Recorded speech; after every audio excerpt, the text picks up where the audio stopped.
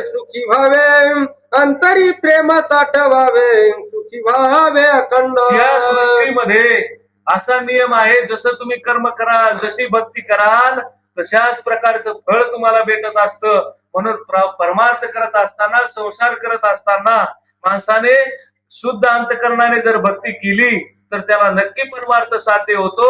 या ठिकाणी ग्रंथकारही सांगतात, आपण जर शुद्ध जसं सावतोबाने भक्ती केली तसं शुद्ध अंतकरणाने आपण परमार्थ करावा, भक्ती करावी, असं या ठिकाणी सांगतात. सावत्या चिंतोनी कार्य साधावे, नाही तरी जन्म पावे, त्या विना जोशी न करीत आहे, तो पावे पतन.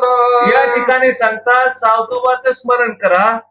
त्यांचं जर स्मरण करून कार्याला सुरुवात केली, त्यांना जी स्थिती प्राप्त झाली, त्यांना जे ज्ञान प्राप्त झालं, ते आपल्यालाही प्राप्त होऊ शकतं. एवढं सामर्थ्य संतांच्या भक्तीमध्ये आहे. संतांची भक्ती साधकाला असेल, भक्ताला असेल, खऱ्या परमार्थाकडे प्रवृत्त करत असते, खऱ्या विचाराकडे प्रवृत्त करत असते, समाजामधील अज्ञान दूर करत असते.